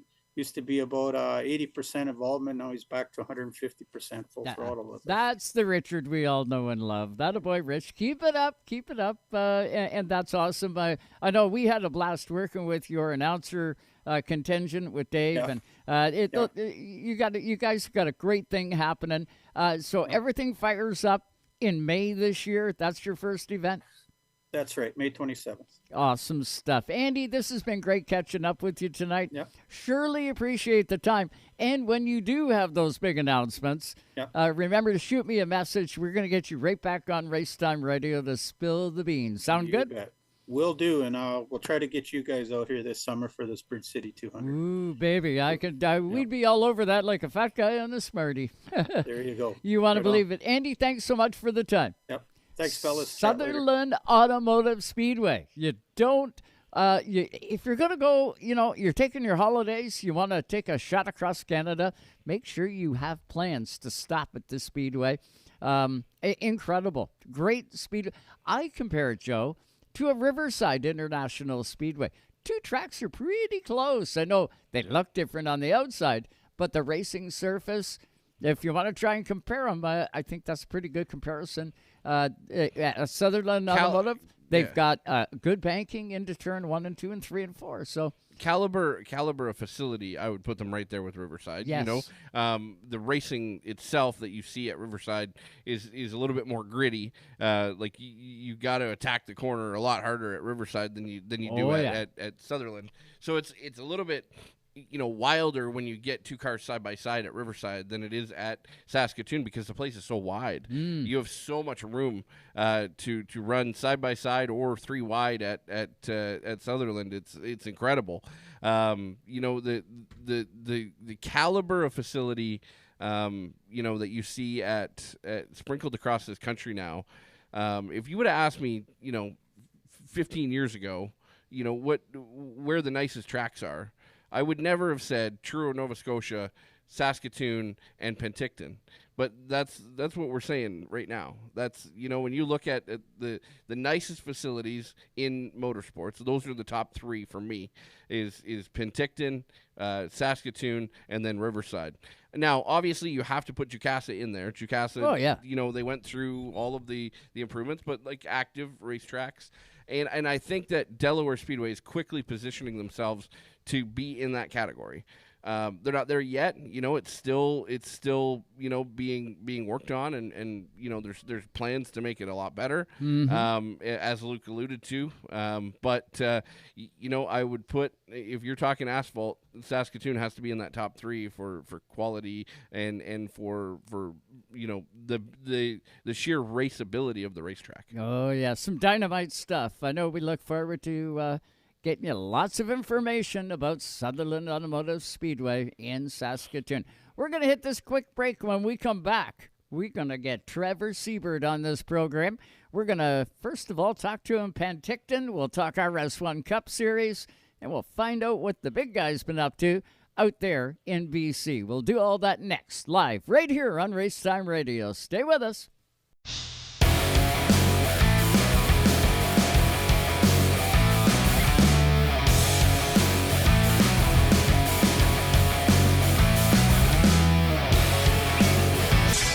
Time Radio is brought to you by the Quality Inn, Halifax Airport, the official stay of the Racetime Radio broadcast crew. Also by the Wooden Door Bistro.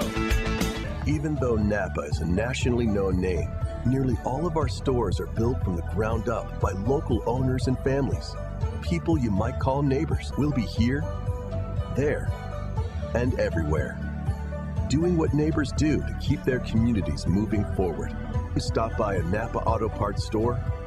You can count on Napa know-how. Actor, comedian, producer, musician, and Oscar nominee, Dan Aykroyd has done it all. Aykroyd was an original cast member of SNL starting in 1975, and his legendary characters include one half of Two Wild and Crazy Guys, and of course, Elwood Blues. From Ghostbusters to Coneheads to Driving Miss Daisy to Crystal Head Vodka, he is one of Canada's most accomplished citizens. Dan Aykroyd, 2005 inductee on Canada's Walk of Fame.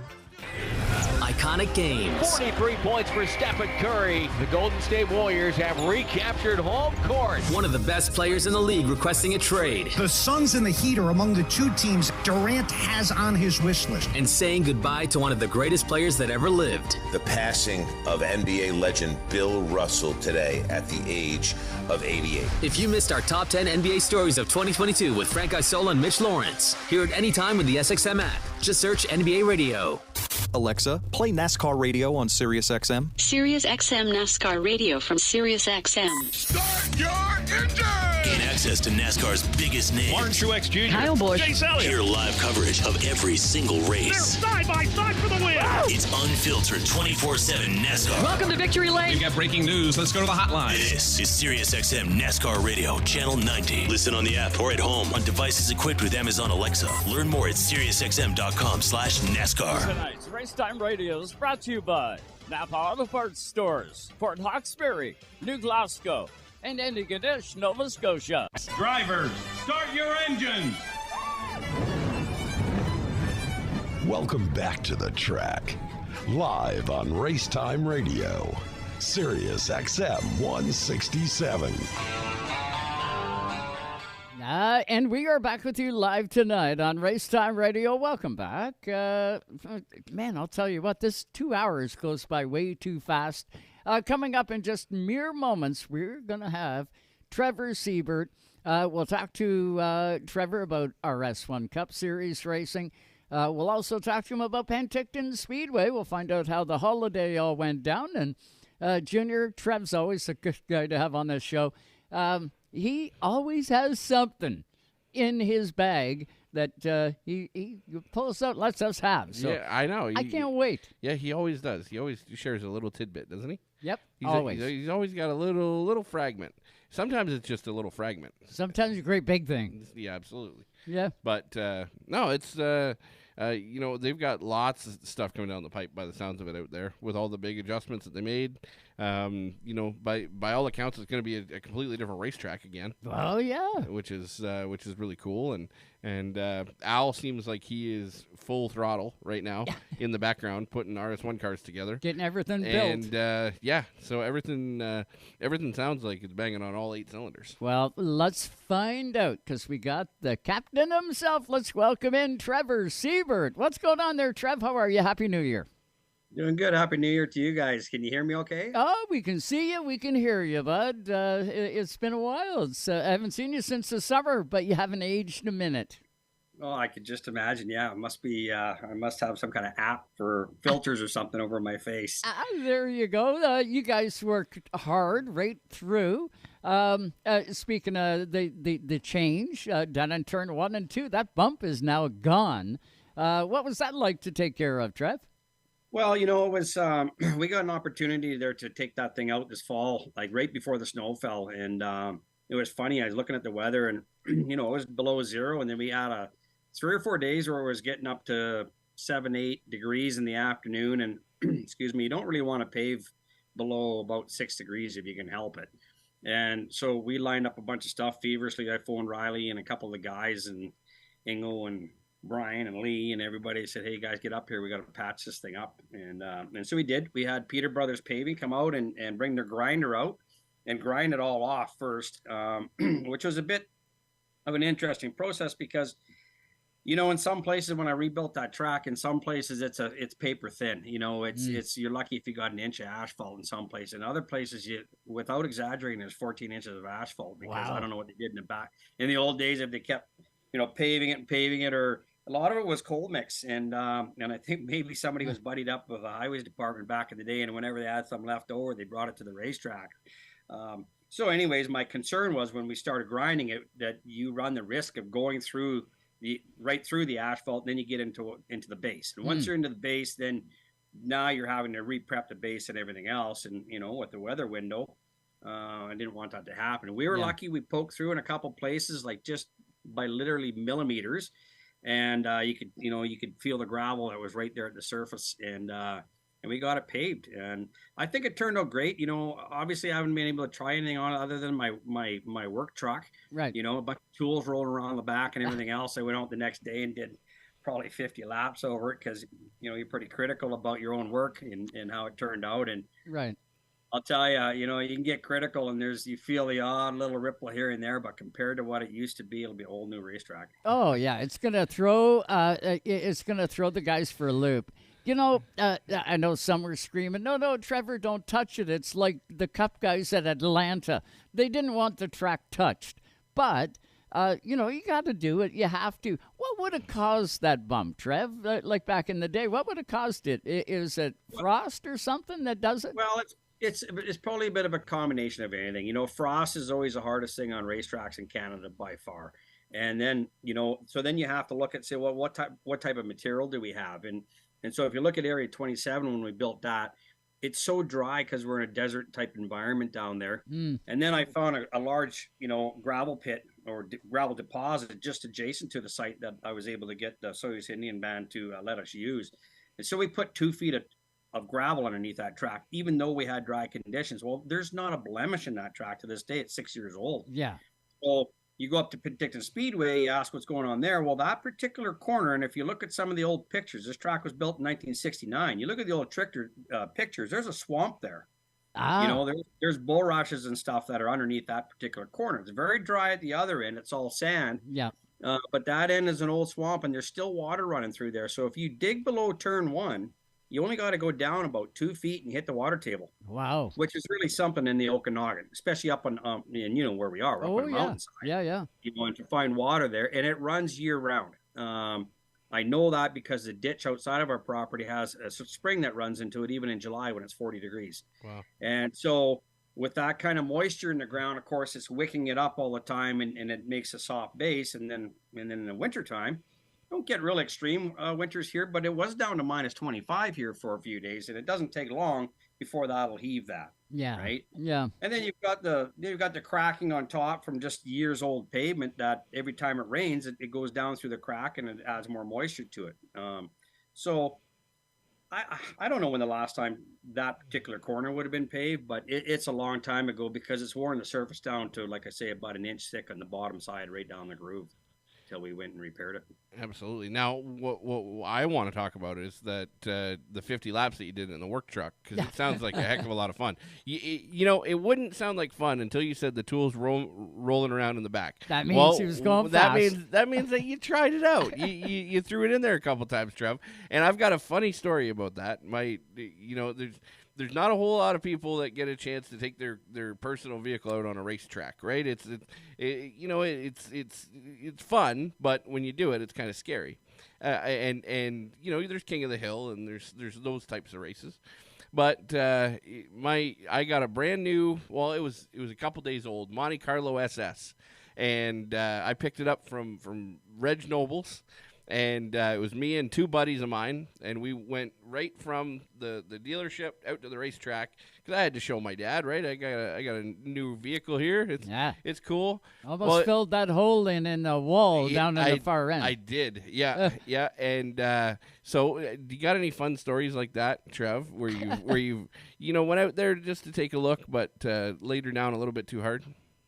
Well, it's funny, like I don't know. You start out as a young guy and you just dream of a day you could sit your ass in a race car, you know, and then you end up with one, and then you get into better ones and better ones and higher level. And I always pinch myself every time I got to a different level or a better car. And then you end up building a racetrack like Area 27, and you're kind of just go down there for a coffee, and next thing you know, you're like, I didn't bring my helmet. Anybody got a helmet? I'm going to take my vet and go for a rip or something.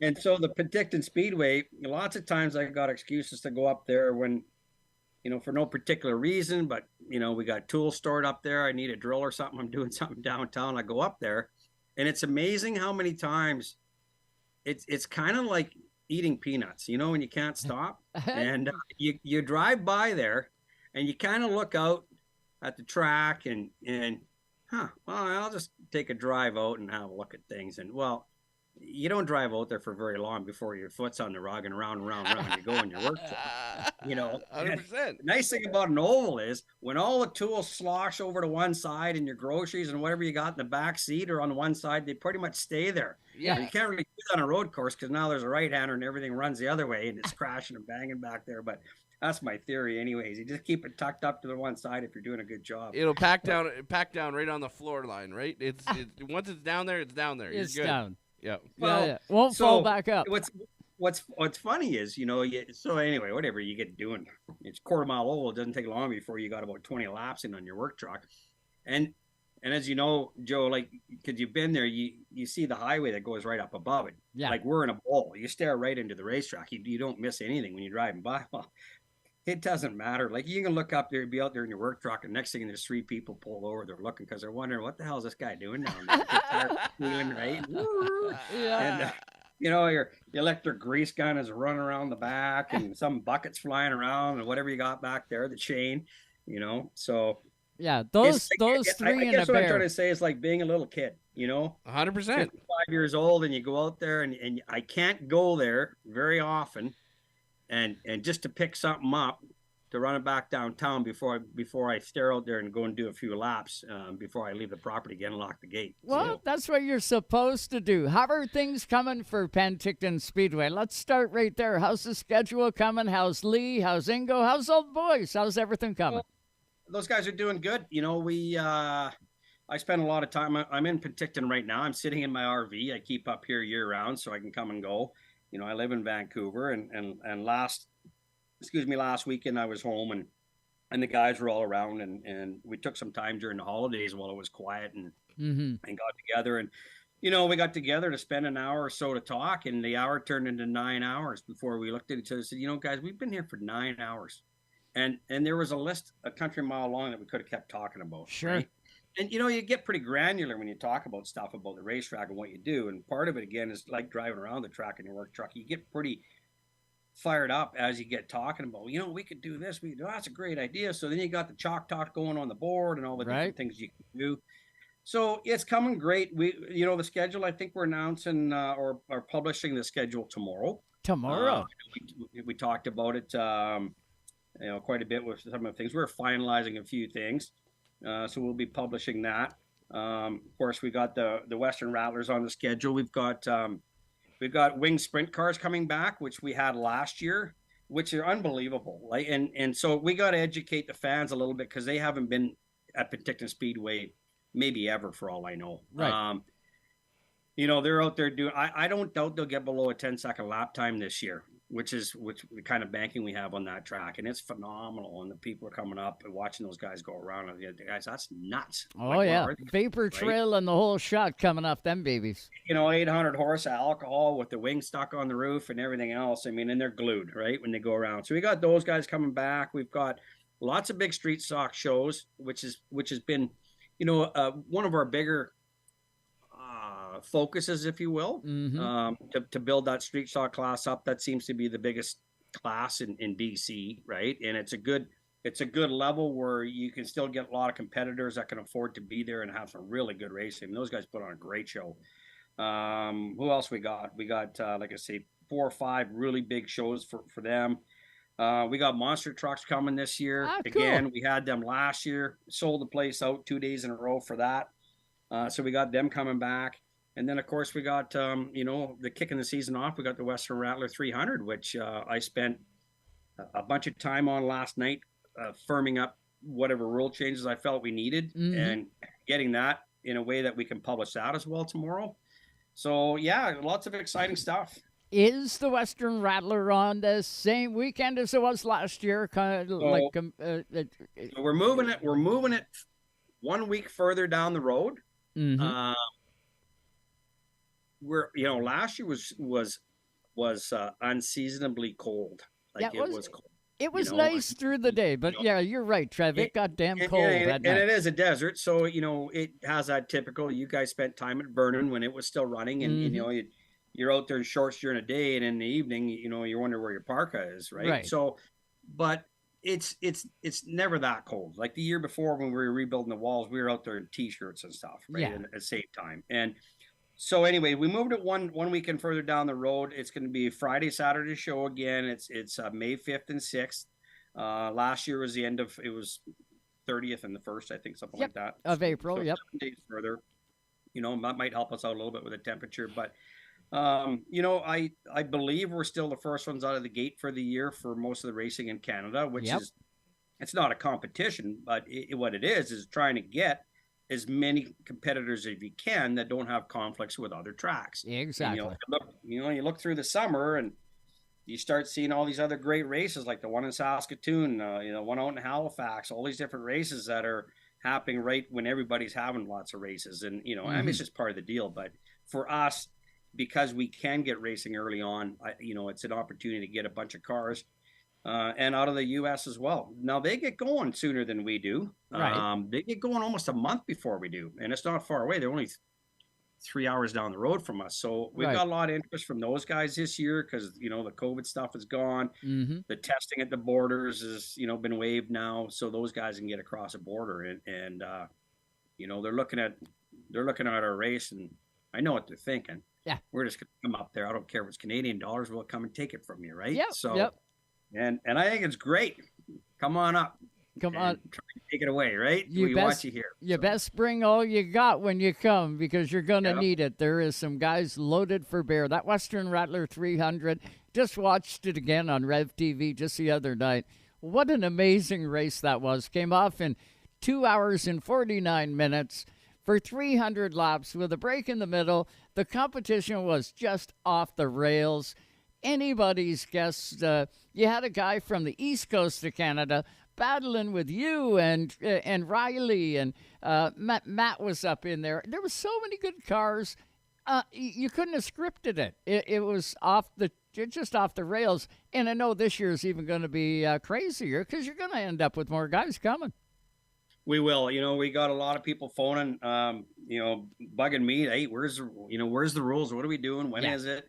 I'm like, yeah, it's coming, guys. I would have liked to have it out a little bit sooner, but I have been talking to the guys from the U.S. I've been talking to their super late guy down there who runs a super late series in Washington and Oregon. Then you got their pro late series that are down there. So when I went to the Apple Cup last year, just to go have a little gander about a month before the Rattler to see how their show looked, which was great, by the way, they had well over 22 cars in each class. They don't run them together like we're doing here. So there's 40 something cars 3 hours south of us that were all applicable to this race. And I joke around and, well, come on, bring it up here. There's some stout drivers and crews down there and cars. There's no doubt about it. And but we want them up here and see how we make out, right? Yep. So yeah, there's those guys, and then of course you got the guys out of Alberta and Saskatchewan that are they're pretty hot and bothered about coming out again, and a lot of guys sat back and some participated, some guys just took the opportunity to come and watch. A lot of those guys were the limited late guys, like the OSCAAR series guys that said, man, we can't compete. We're going to be 30 laps behind. Like literally, this is what I heard last year. I said, there's no way, guys. Like, there's no way. I think I got the rules figured out here. Well, we had a OSCAAR finish in 5th place last year, and another one finished in 7th place last year. And that was after 300 laps. And they I'm pretty sure they never needed the lucky dog or the free pass one time to accomplish that. And that's something. Right? Huge. And so now there's some guys that were a lot further behind than that, but it's like, I can't really help that. No. Your top drivers were right there with the other top drivers from the other series, right? You can't help back markers if they for whatever reason they're back there, right? Whether they're outfunded or the talent isn't there or the car isn't that good or whatever goes on, right? Yeah. It proved that the mix of cars between super late, pro late, and what we'd call limited late, we're all very competitive, and I was very happy about that last year. It was wild, and you got to know that guys like Mark Barrio that wrecked on Friday night, just one corner from victory, I might add, had a very stout car. If he would have been in that race, it would have been wild. Brendan Carlson, another one that was in the race, but he ended up having some difficulties throughout the course of the race. He was another one that I was figuring was going to be right up there. There was so many good cars, so many good drivers. And Trev, I know I'm not alone in saying I can't wait for the details to come out. Are the street stocks going to be on that same weekend? Are we going to have the same sort of format?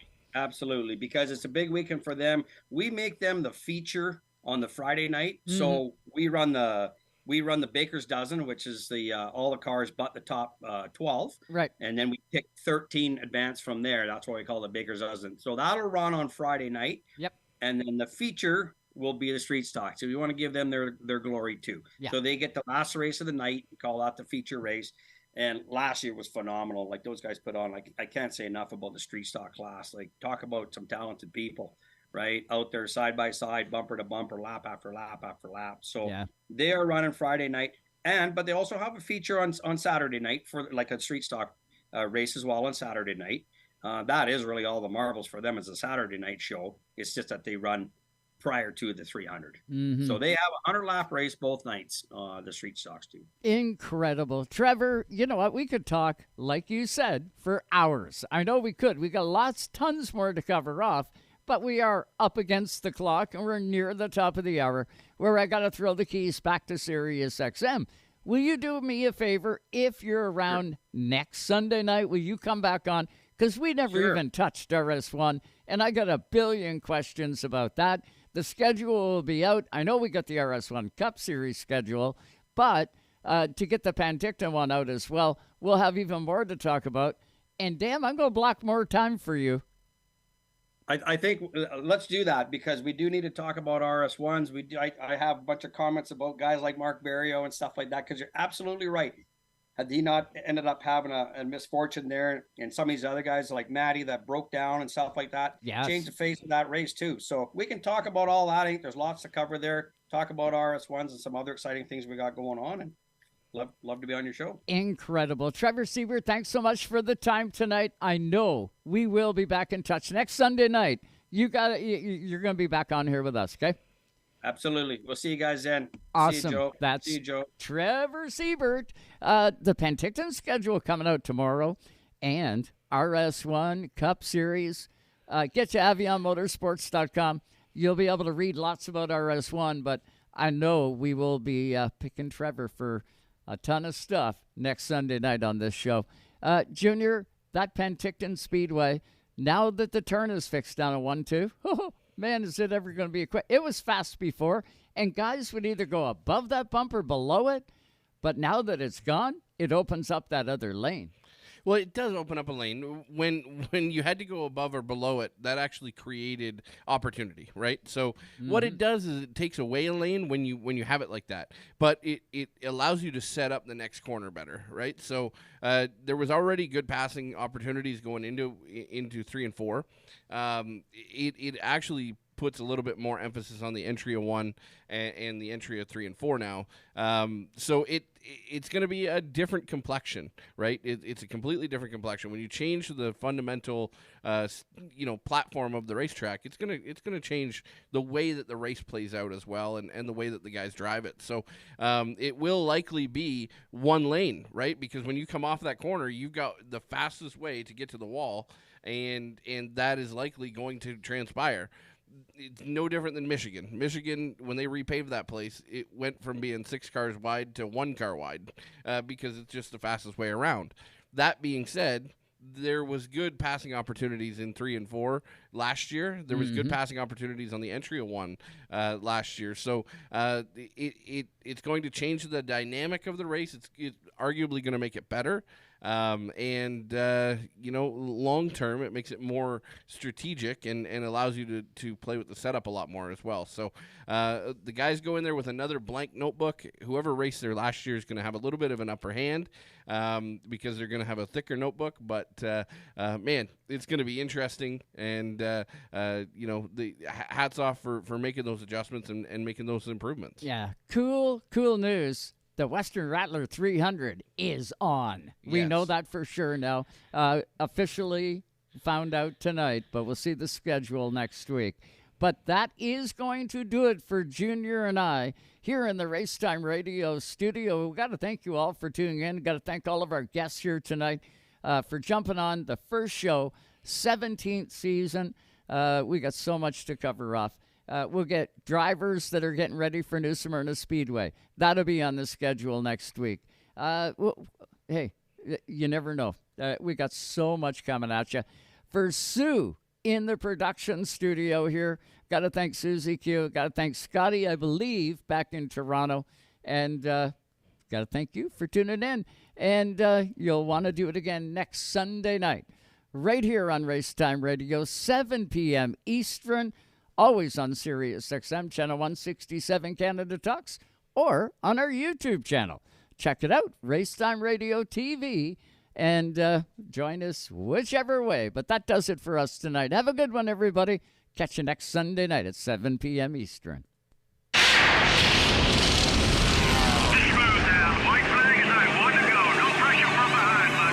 Thanks for listening to Race Time Radio. Visit us on the web at www.racetimeradio.com. We hope you'll join us again next time for more Race Time Radio.